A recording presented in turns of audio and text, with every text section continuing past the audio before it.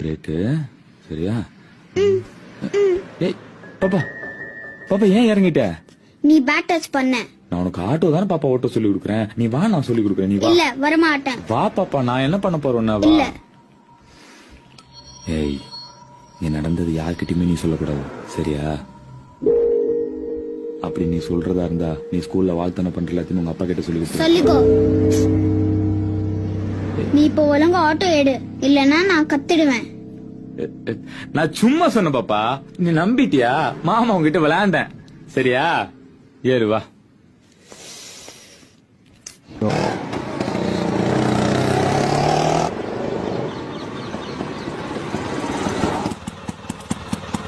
Bed அம்மா இந்த uncle என்ன பேட் டச் பண்ணி டார்ச்சர் பண்ணாருமா. அப்படியா? எங்க டச் பண்ணாரு? இங்க. டேய் இல்லக்கா. ராஸ்கல், குழந்தை மேல கை வைக்கிறியா? இரு உன்ன. டேய் நில்றா. உன்னை நம்பி அம்சேன் பாரு. Good girl. இப்படிதான் அம்மா கிட்ட எல்லாத்தையும் சொல்லணும் சரியா? நைட் அப்பா வந்த உடனே போலீஸ் கம்ப்ளைண்ட் கொடுத்துடலாம். வா புடுக்கி. ஏமா நின்னு பாக்குற? மடியில உட்காந்து பாரு. வா. முடியாது. அம்மா சொல்லிருக்காங்க அம்மா அப்பா தவிர யார் மடியிலயும் உட்கார கூடாதுன்னு. நான் உன் மாமா தானம்மா, என் மடியில உட்காரலாமே. இருங்க நான் அம்மா கிட்ட கேக்குறேன். பாப்பா அம்மாட்ட எல்லாம் கேட்க வேணாம். நீ கேம் சார். நீ கேம் சார்.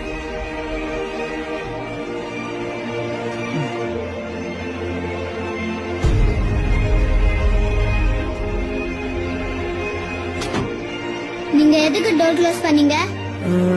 நம்ம ஒரு விளையாட்டு விளையாடுவோமா? டோர் க்ளோஸ் பண்ணிட்டு அப்படி என்ன விளையாடணும்? பேய் விளையாட்டு. இருட்டாத தானே பயங்கரமா இருக்கும், ஜாலியா இருக்கும். என்ன? ஆனா அம்மா சொல்லிருக்காங்க டோர் க்ளோஸ் பண்ணிட்டு யார் கூடயும் விளையாட கூடாதுன்னு. அண்ணன் கூட விளையாடுற ஒன்னாவது பாப்பா. இல்ல நீங்க இப்போ டோர் ஓபன் பண்ணுங்க, ஏன்னா நான் கத்திடுவேன். இல்ல ஒண்ணு இல்ல அண்ணா திறந்து விட்டுறேன் சரியா? ஓ